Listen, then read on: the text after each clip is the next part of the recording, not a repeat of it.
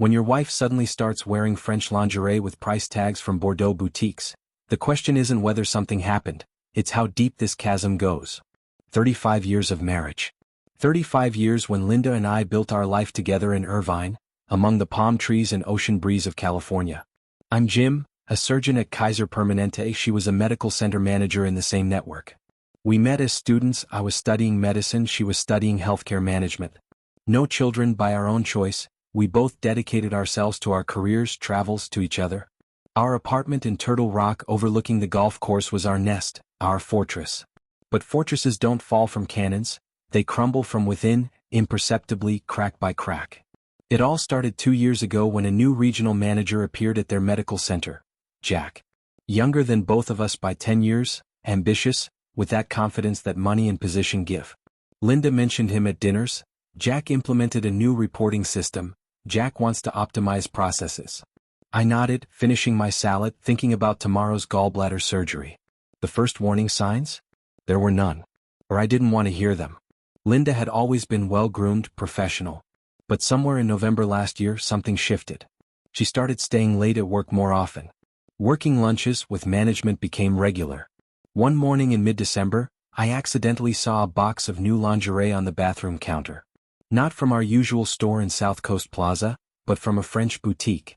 The price tag, €240. Nice gift, I said at breakfast, pointing to the box. Linda didn't flinch. Bought it for myself when I was at the conference in Bordeaux last month. Decided I deserved something special. Bordeaux. Medical conference. She went there for 5 days in November. I was conducting a complex series of surgeries at the time and barely noticed her absence. Now this detail stuck in my brain like a splinter. Then came new perfume, not the light citrus she'd worn for years but something dense, spicy. Chanel Coco Noir. I knew because I'd given her a bottle about 5 years ago, and it sat untouched.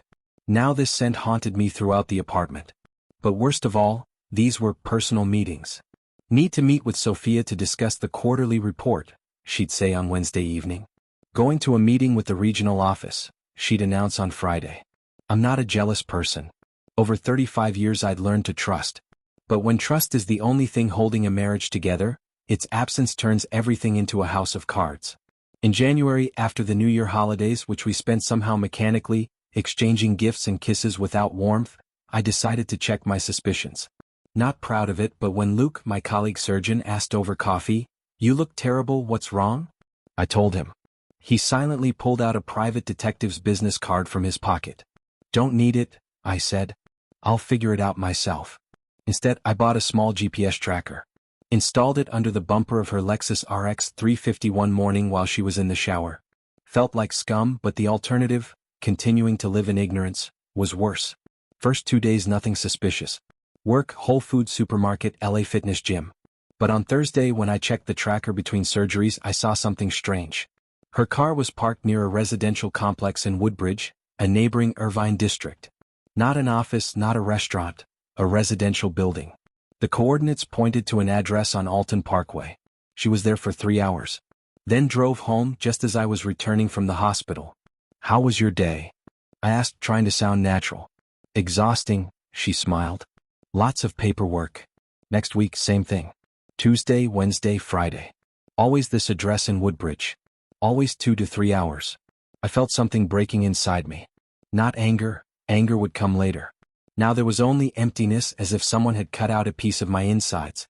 One evening, when Linda was again delayed at a meeting with suppliers, I drove to that address. Parked across the street, a modern complex with a pool and security. And I saw a familiar Mercedes GLE coming out of the underground parking. I remembered the license plate by chance, had seen it in their medical center parking lot when I brought Linda forgotten documents. Jack's car. 15 minutes later Linda appeared. Coming out of the same entrance, adjusting her hair.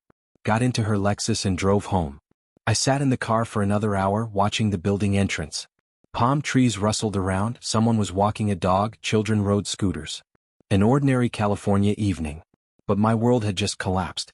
That night I couldn't sleep. Linda lay beside me, breathing evenly, and I stared at the ceiling, going through options. Confrontation? Divorce? Try to save the marriage? But first I needed facts. All the facts. The next morning I made an appointment with Leon, a lawyer Luke recommended for complex divorce cases. A short man with gray hair and a penetrating gaze listened to me in his office in Newport Beach.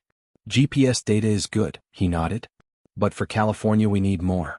Have you checked the finances? Finances? I hadn't even thought about it. We had joint accounts, joint investments. Currently about $500,000 accumulated over the years. I trusted Linda with everything related to money. Check the bank statements for the last year, Leon advised. If there's something there, it'll give us leverage. That evening, while Linda was at the gym, I logged into our joint online banking. The checking account looked normal, utility payments, groceries, restaurants. But the investment account at Charles Schwab, $85,000 had disappeared from there over the past year. Transferred to an account I didn't recognize. In small amounts, $5,000–$10,000 at a time. Subtle enough not to raise suspicions, but cumulatively, a huge sum. I printed all the statements. My hands trembled as I folded paper after paper. This wasn't just money. This was betrayal on another level, theft of our future, our shared work. The next 2 weeks I lived in two realities. During the day, a loving wife, shared dinners, conversations about weather and work. At night, I collected evidence, made copies of documents, photographed screens. Sabina, our old friend and accountant, agreed to unofficially analyze the finances. We met at Earth Cafe, away from our usual places. Jim, this isn't just transfers, she said quietly, showing her laptop. Look, here's a hotel payment in San Francisco, here's a Mastro's restaurant for two, here's a jewelry store. All from that account she was transferring money to. And all transactions, on dates when you were in surgeries or at conferences. I felt my jaws clench. She was financing their affair with our shared money. Buying him gifts, paying for trips, building their little secret life at my expense. What should I do? I asked.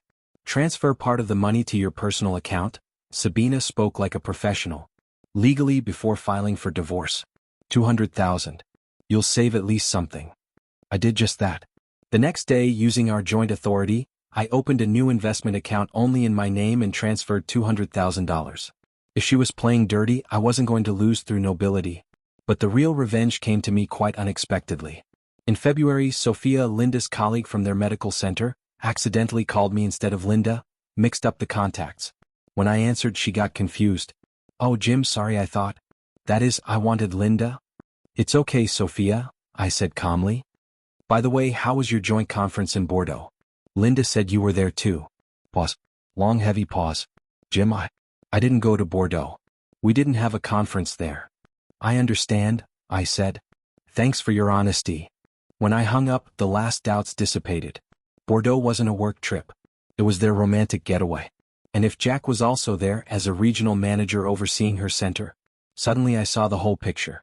Not just an affair, but an affair between a boss and a subordinate. In the corporate world of Kaiser Permanente, this was a serious ethical conflict of interest. Serious enough for an internal investigation. Leon smiled when I told him about this detail. Now we have everything. Financial evidence, GPS data, testimony about conflict of interest. California is a no-fault divorce state, but financial misconduct gives us leverage for compensation. And the corporate aspect. That's your trump card. I filed for divorce in mid-February. Simply left the documents on the kitchen table when Linda went to another work meeting. Returning home, she found me in the living room with a cup of coffee. What's this? She asked, holding the papers. Read it. I watched her face change. Denial. Then, something like relief. Jim? How long? I interrupted. How long with Jack? She sat on the couch, lowering her head. Almost 2 years. Since he came to us. 2 years. 2/3 of the time I thought we were still happy. Bordeaux? I asked. Yes. We flew together. Separate hotel rooms, but... She fell silent. $85,000? My voice remained calm, surprising even myself. She flinched. I was going to return it. We needed money for... For what, Linda? For gifts to him? For your romantic weekends? For building a life with him at my expense. It's not like that, she cried. Jim, I didn't plan. It just happened. But I wasn't listening anymore. The next day my lawyer filed all the documents with the court. Within a week Linda received the full package. Evidence of financial misconduct, GPS records, account statements. And then I did what she didn't expect. I wrote a detailed, documented letter to the Kaiser Permanente board. Anonymously. Describing the situation. Regional Manager Jack is having a romantic relationship with Linda, a medical center manager he directly oversees. Conflict of interest, violation of corporate ethics, possible financial misconduct within the company. I attached copies of GPS data showing their regular meetings. Copies of hotel receipts paid with corporate cards. Enough to raise questions but not enough to look like personal revenge. The investigation began a week later. Luke told me that rumors started circulating around the hospital. Sophia accidentally mentioned to colleagues that something's going on with Linda and that new manager. Other employees added their observations. Someone saw them at a restaurant in Laguna Beach, too close to each other. Someone, in the parking lot after work, in too long an embrace. When the corporate ethics department started checking, the picture came together quickly. Linda and Jack were transferred to different medical centers. Him, to Pasadena, an hour-and-a-half drive away. Her, to Ontario, almost to the east of the county. No more working together. Officially, management optimization. Unofficially, everyone understood what happened. The divorce lasted 3 months. California laws provide for equal division, but Leon was able to prove Linda's financial misconduct. In the end, I received compensation, $42,000 from her share of the property. Not full reimbursement but enough to feel justice. We sold the apartment. $950,000 divided equally, minus her debt to me. I bought a small apartment in Corona del Mar, closer to the ocean. Linda moved out, I didn't ask where. But what gave me the most satisfaction was something else. Every time I heard from colleagues how Jack complains about the long commute to Pasadena. How Linda tries to explain her sudden transfer. How they both avoid corporate events, knowing people whisper behind their backs. I didn't destroy their lives. Didn't take away their jobs, didn't leave them on the street. But made sure every day of theirs reminded them of the price of their choice. 6 months later, Luke accidentally met Linda at a medical conference in San Diego. Told me she was with Jack. They were holding hands, looked happy. "Are you okay?" he asked me. I thought, was I okay? I don't know. 35 years isn't something you can just throw away and forget. There were nights when I woke up in the new apartment and didn't recognize my surroundings. There were moments when I saw a couple our age on the boardwalk and felt bitterness. But was I destroyed? No. Last spring I signed up for sailing courses in Newport Beach. Something I'd always wanted to try but never found time for. Met a group of people who simply enjoyed life. Without drama, without betrayal, without years-long secrets. One summer evening, returning from a sailing trip, I saw a couple on the waterfront. They were arguing by a car, the woman was crying. I didn't recognize them immediately, Linda and Jack. She was shouting something about his work schedule, about how they rarely see each other. He looked tired, the way I probably looked at her the last years of our marriage. I walked past. Didn't stop, didn't speak, didn't even slow down. They didn't notice me. And in that moment I understood. Revenge isn't what you do to them. Revenge is what you do with yourself after. I rebuilt my life. Slowly, piece by piece. New hobbies, new places, new people. The operating room still took up most of my days, but now the evenings were mine. Without lies, without suspicions, without feeling like I was living in someone else's show. And Linda? Linda got what she wanted. A second chance at passion, at true love. At the cost of reputation, part of the property, and the need to drive across half the county every day. Was it worth it? Not for me to judge. Sometimes, standing on the deck of a sailboat, watching the sunset over the Pacific Ocean, I think about the strange justice of it all. She was looking for something new, something more. I just wanted to live honestly. In the end, we both got what we deserved. Don't forget to subscribe to this channel and click like if you enjoy this story. I always read your comments and analyze which stories you like best so that I can create better stories. Thank you. I will continue the story. The weeks following the divorce papers became a strange blur of legal procedures and emotional detachment. I found myself going through the motions at work with mechanical precision. Each surgery a welcome distraction from the chaos unfolding at home. My hands remained steady in the operating room, even as my personal life crumbled. It was ironic, really. I could open up a human body, fix what was broken inside, and close it back up. But I couldn't repair what was broken in my own life. Leon proved to be worth every penny of his considerable fee. He was methodical, strategic, and utterly ruthless when it came to protecting my interests. Our meetings became more frequent as the case progressed. He'd spread documents across his polished mahogany desk, his reading glasses perched on his nose, explaining each legal maneuver with the patience of a professor. "The financial misconduct is clear," he said during one session. tapping a highlighted section of the bank statements. But what really strengthens our position is the pattern. This wasn't a one-time mistake or impulsive decision. This was calculated, repeated, and concealed. The court will see that. I learned more about California divorce law in those weeks than I ever wanted to know. Community property state. No-fault divorce. Fiduciary duty between spouses. Terms that sounded abstract became painfully concrete. Meanwhile, Linda hired her own attorney, a woman named Patricia Chin from a firm in Costa Mesa. I'd never met her, but Leon spoke of her with professional respect. She's good, he admitted. But she's working with a weak hand. The evidence is against her client. The apartment felt different now. Every room held memories that had been recontextualized by betrayal. The kitchen where we'd cooked together countless times. The living room where we'd watched movies on quiet evenings. The bedroom, especially the bedroom, where I now slept on one side while Linda occupied the guest room. We maintained a cold civility, passing each other in hallways like ghosts. Brief exchanges about practical matters. I'm showing the apartment to the realtor Tuesday at 3. Fine, I'll make sure I'm at work. Nothing more. The emotional connection that once bound us had been severed so completely it was as if we were strangers sharing temporary shelter. Luke became my anchor during this period. We'd have lunch in the hospital cafeteria, him listening as I processed everything aloud. He never judged, never offered platitudes. Just listened and occasionally shared his own experience.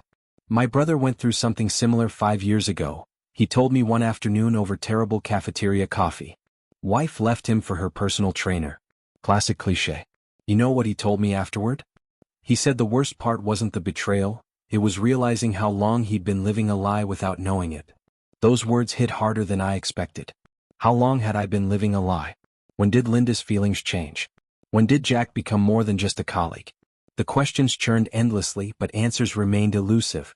The corporate investigation at Kaiser Permanente moved faster than I'd anticipated. Within 3 weeks, both Linda and Jack were called into separate meetings with Human Resources and the Ethics Committee. I wasn't privy to the details, but Sophia, who'd become an unexpected ally, kept me loosely informed. They're being very quiet about it, she whispered during a chance encounter in the hospital lobby. But everyone knows. Jack was seen leaving the regional director's office looking pale. And Linda, she's barely at the center anymore. Always out at meetings. The gossip spread through the medical network like wildfire. Healthcare is a surprisingly small world, especially within a single organization. People talk. Word travels. Soon, everyone knew that the medical center manager and her regional supervisor had been involved in an inappropriate relationship. The details might have been fuzzy, but the core truth was out. I should have felt satisfaction. This was exactly what I'd intended. But instead I felt hollow. Vindicated, yes. But also sad for what had been lost. Not the marriage, that was beyond salvaging, but the years we'd built together. The shared history that now felt tainted. Sabina helped me organize all the financial documentation for the divorce proceedings. She worked after hours, methodically categorizing every transaction, every transfer, every suspicious expense. Her report was damning. Look at this pattern, she showed me one evening in her small home office. January through December. Regular transfers on the 15th of each month. Always between $5,000 and $8,000. Then the larger expenses, hotels, restaurants, gifts. It's all here. She was essentially funding a second relationship from your joint assets. Can they argue it was her money too? I asked. They can try. California is a community property state, so technically yes, half of everything earned during the marriage belongs to each spouse. But, she held up a finger, there's a fiduciary duty. She can't just unilaterally drain joint assets for personal use without disclosure. Especially not for an extramarital affair. The court doesn't look kindly on that. The apartment went on the market in late March. A 2-bedroom condo in Turtle Rock with golf course views, it should have sold quickly. The real estate market in Irvine was strong, with young tech workers and Asian investors eager to buy into the prestigious neighborhood. But somehow, showing after showing yielded no offers. It's the energy, the realtor finally admitted. I don't mean to sound woo-woo, but potential buyers can sense tension. And when the owners are going through a divorce. She trailed off diplomatically. Finally, in mid-April we got an offer. Lower than asking but reasonable. Linda and I stood in the lawyer's office, pens in hand, signing away our shared home. We didn't look at each other. Didn't speak. Just signed, initialed, dated. Two strangers dissolving a life together with ink on paper. The proceeds were placed in escrow pending the final divorce settlement. $950,000. Half a lifetime of mortgage payments, appreciation, equity. Soon to be divided, calculated down to the penny. Luke invited me to his place the night after we accepted the offer. His wife Maria made her famous enchiladas, and their 2 kids provided cheerful distraction with stories about school and soccer practice. Normal family life. The kind Linda and I never had because we'd chosen careers over children. Do you regret not having kids? Maria asked gently after the children went to bed. She was always direct, one of the things I appreciated about her. I thought about it. I don't know. We made that choice together. Or I thought we did. Now I wonder if anything we decided together was real. Don't do that to yourself, Luke interjected. Don't let her betrayal poison everything that came before. You had good years. Real years. They counted even if the ending is shit. The final divorce hearing was scheduled for mid-May. Leon prepared me thoroughly. The judge will want to hear about the financial misconduct. Be factual, not emotional. Stick to the evidence. Let the documents speak for themselves. Linda and I sat on opposite sides of the courtroom, our lawyers between us like buffers. The proceedings were surprisingly anticlimactic. No dramatic outbursts, no tearful confessions. Just lawyers presenting evidence, the judge asking questions, and the mechanical process of legally dissolving a marriage. When it came time for me to testify about the financial irregularities, I kept my voice steady. Described discovering the transfers. The GPS evidence. The pattern of deception. Linda stared at the table in front of her, refusing to meet my eyes. Her attorney tried to argue that Linda was entitled to use community property as she saw fit. That the money was as much hers as mine. But Leon countered with the documentation showing concealment, the luxury purchases, the evidence that she was funding an affair with community assets. The judge, a stern woman in her 60s named Margaret O'Brien, listened to both sides with an inscrutable expression. Finally, she announced her decision. While California is indeed a no-fault community property state, there is established precedent regarding breach of fiduciary duty between spouses. The evidence shows a pattern of concealment and misuse of community assets. I'm awarding Mr. Jim compensatory damages of $42,000 for Mrs. Linda's share of the community property. The remainder will be divided equally per California law. $42,000. Not the full $85,000 Linda had taken, but Leon had warned me to expect that. The court splits the difference, he'd explained.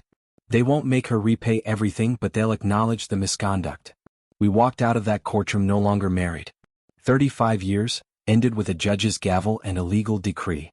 The transfer to different medical centers happened quickly after that. Jack was reassigned to the Pasadena facility, a deliberate move that put significant distance between them. The commute from Irvine to Pasadena during rush hour could easily take 2 hours each way. Linda went to Ontario, east of Orange County, nearly 50 miles away through perpetual traffic. Sophia told me they both protested the reassignments. Claimed it was punitive. But Kaiser Permanente's ethics policy was clear. Relationships between supervisors and direct reports were prohibited. One or both parties must be transferred. Since they'd violated that policy, they had no grounds to object. Jack is furious, Sophia reported over coffee one weekend. He's telling everyone it's unfair, that his career is being damaged. But what did he expect? He was sleeping with someone he supervised. That's management 101, you don't do that. I felt a grim satisfaction hearing this. Not joy exactly. But a sense that consequences had caught up with actions. That the universe maintained some semblance of order. The moving process was strange. Linda and I divided our belongings with the cold efficiency of strangers sorting through a storage unit. You take this couch. I'll take that chair. These dishes are yours. Those pots are mine. 35 years of accumulated life, parsed out like items on a spreadsheet. Some things were harder than others. The photos especially. Our wedding album. Vacation pictures from Hawaii, from Europe, from road trips down the California coast. I took my share and packed them in a box, unsure if I'd ever look at them again. My new apartment in Corona del Mar was smaller but somehow felt more spacious. Perhaps because it was mine alone. No shared space. No compromises. No lies hidden in closets and bank accounts. The walls were blank. I'd have to buy new artwork, create new memories. The first night in that apartment, I stood on the small balcony overlooking the Pacific. The sun was setting, painting the sky in shades of orange and pink. Seagulls circled overhead. Waves crashed against the distant shore. And for the first time in months, I felt something approaching peace. Not happiness. Not yet. But peace. The peace of knowing the worst was over. The lies were exposed. The betrayal was behind me. What lay ahead was uncertain, but at least it was honest. Luke helped me move in, along with 2 other colleagues from the hospital. We carried boxes, assembled furniture, ordered pizza. Normal guy stuff. The kind of mundane activity that felt grounding after months of emotional chaos. Place looks good, Luke said, surveying the living room. You're going to be okay, man? Yeah, I agreed. I think I am. The sailing lessons started in June. I'd always been fascinated by the ocean but never had time to explore it properly. Now I had time. Plenty of it. The evenings that once belonged to a marriage now belonged to me alone. The instructor, a weathered man in his 70s named Captain Ray, had been teaching sailing for 40 years. He spoke about the ocean with reverence, about reading wind and waves, about respecting the power of nature. Sailing teaches you patience, he told the class on the first day. And humility. The ocean doesn't care about your plans or your ego. You work with it or you go nowhere. There was something meditative about being on the water. The focus required to trim sails, adjust course, respond to changing conditions. It demanded presence in a way that pushed out the endless rumination about Linda, about Jack, about what went wrong. I met others in the class.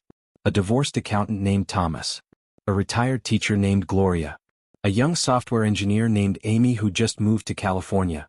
We bonded over our shared incompetence, laughing at mistakes, celebrating small victories when we successfully executed a tack or jibe. One evening after a particularly good session, we all went to a beachside bar.